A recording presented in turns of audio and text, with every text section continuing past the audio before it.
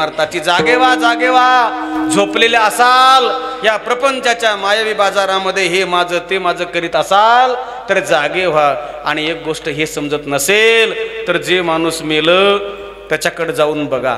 नसलं कळत तुम्ही मरून बघा. नाही मरू नका, तसं काय मरू नका, मरू नका, मरू नका, मरू नका. अजून मला बरेच कीर्तन करायचे तुमच्या पुढे, तसं काही करू नका. पण थोडा विचार करा, थोडं जास्त नका करू, थोडा विचार करा. अरे माणूस मेलं ना, जागवा. मेलं ना, तास दोन तास थांबा. सगळे नातेवाईक गोळा होतात, महाराज रडतात. एखाद्या बहिणीचा भाऊ गेला असेल तर दादा, तिथूनच आगळपासूनच मला कसा बोलून गेला नाही दादा म्हणून बहीण तिथून हंबरडा फोडते.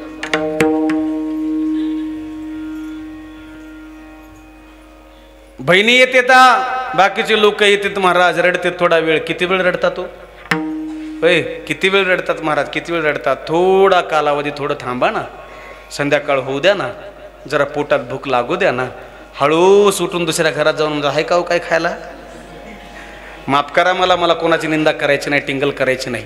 माफ करा, मी तुमच्या लेकरासारखं आहे. सत्य परिस्थिती संतांनी सांगितली.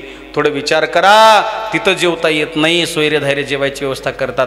दारात मड तसंच असतं, पण उपाशी ठेवता येत नाही म्हणून जेवणाची व्यवस्था करतात. खरं आहे हे सगळं का खोटं बोलतो मी नारदाच्या गादीवरून? याच्या पुढे सांगू, थोडा कालावधी गेला, अरण्य थांबून जातं. लोक म्हणतात माणसं मरतात तर टायमाला बी मरत नाही. तू रात्रीचं कुठं मरण असतं का? चला घरला, सकाळी येऊत महाराज. खरं आहे, प्रेम आहे खरं. रात्रभर कोण जागाव महाराज, कोण जागाव? पुन्हा दुसऱ्या दिवशी सांगू का तुम्हाला, सकाळी उठल्या उठल्या घरात चर्चा चालते. जे मेलं का नाही त्याच्या सगळ्या वस्तू त्याच्याबरोबर द्या जाळायला. कोणच्या सगळ्या वस्तू? त्याची उशी, त्याचं पांघरायचं, त्याचं आतरायचं, त्याचे कपडे, हे सगळं त्याच्याबरोबर बांधून जातं महाराज. कुठं जाळायला? त्याची बाज मोडकी असेल तर देतात, पलंग चांगला असलं तर ठेवून घेतात. लोक लय हुशार महाराज, काय सांगाव तुम्हाला, हे जगच हुशार आहे. आता आमच्यासारख्याने किती सांगाव तुम्हाला. पलंग चांगला असेल तर ठेवून घेतात, माझ्या बापाने दिला म्हणतात. ते लक्षात आलं का? बाकीचं काय, जे वस्तू काही कामाचे नाही ते बांधून देतात गटोड्यामध्ये. देऊन टाका. बाजकी मोडकी बाज असेल तर देऊन टाकतात.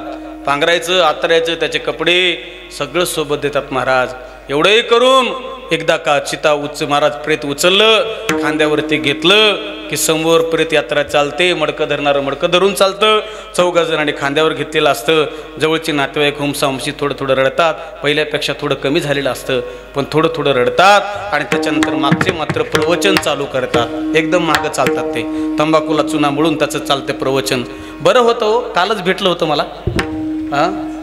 सोयाबीनचा भाव विचारला त्याने मला परवा. कापूस नेऊन टाकलो म्हणला जिनमध्ये, अशी चर्चा चालते महाराज मागं. दुःख आहे, माफ करा मला वाईट वाटत असेल तुम्हाला माझ्या बोलण्याचं. दुःख आहे, चर्चा करतात महाराज. काही तर हसतात, बोलतात. आणि एकदा का चिता महाराज तिथं नेऊन ठेवलं प्रेत. सरण रचलं, सरणावरती प्रेत ठेवलं. आणि एकदा का चिता प्रज्वलित झाली. तृण पाये केस जळती, आस्ती काष्टा सारख्या भाजती. कपाळ भंगल्या मोक्ष म्हणती, लोक जाती घरासे. एकदा का मस्तक फुटलं की समाज मशानभूमीतून उठला. आले घरी, पाय धुतले. घरच्या लोकांना नातेवाईक सांगतात याची काय 10वा असेल 12वा असेल, लवकर उरकून घ्या, लय लांबून यावं लागतं, चक्रा माराय नका लावू. कुणाबद्दल बोलतोय मी हे सगळं? हे ज्याच्यासाठी आपण रात्रंदिवस ज्यांनी संसार उभं केला ना, हे त्याच्यासाठी दादा. मग जर एवढं जर आपण करून जर आपल्या जर हे जगातली लोक जर विश्वास ठेवत नसतील तर संत जाग करतात. ऐका रे बाबांनो, ऐका. हे जरी नाही काल मग दुसरा येईल, हे जरी नाही काल. सरते शेवटी बा काळ बांधून नेईल, सरते शेवटी बा. आणि नाही ऐकलं एका जनार्दनी आमचे काय बाजाईल, एका जनार्दनी आमचे काय बाजाईल. पिंगळा महाद्वारी बोल बोल देखा, पिंगळा महाद्वारी, पिंगळा महाद्वारी बोल बोल देखा, पिंगळा महाद्वारी.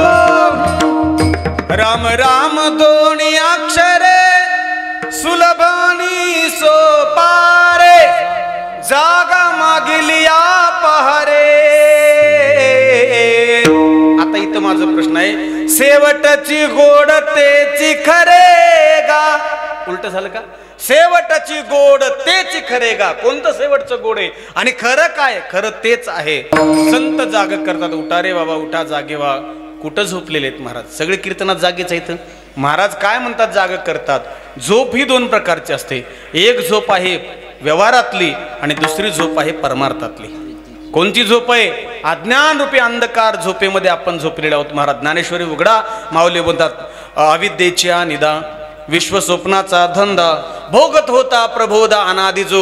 हे अज्ञान आहे, हे माझं ते माझं, हे सगळं जे माझं माझं म्हणून जे जमा केलंय ना महाराज, बळ मुक्त होता परी बळे झाला बद्ध घेऊन या छंद माझे माझे.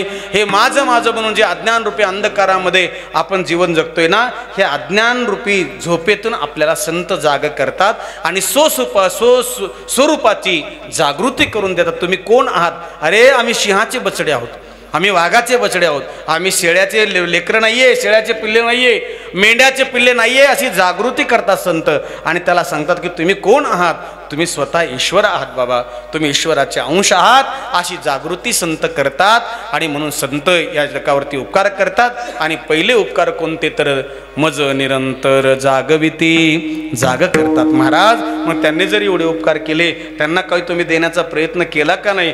ते म्हणले त्यांनी एवढे मोठे उपकार केले की मी आता त्यांना काय देऊ? काय द्यावे त्याची व्हावे उत्तराये, काय द्यावे त्याची व्हावे उत्तराये, काय द्यावे त्याची व्हावे उत्तराये, काय द्यावे त्याची व्हावे उत्तराये, काय द्यावे त्याची व्हावे उत्तराये, काय द्यावे त्यासी व्हावे उत्तराये, काय द्यावे त्यासी व्हावे उत्तराये, काय द्यावे व्हावे उत्तराये, काय द्यावे त्यासी व्हावे उत्तराये, काय द्यावे त्यासी व्हावे उत्तराये, काय द्यावे त्यासी व्हावे उत्तराये, काय द्यावे त्यासी व्हावे उत्तराये, काय द्यावे त्यासी व्हावे उत्तराये, काय द्यावे त्यासी व्हावे उत्तराये, काय द्यावे त्यासी व्हावे उत्तराये, काय द्यावे त्यासी व्हावे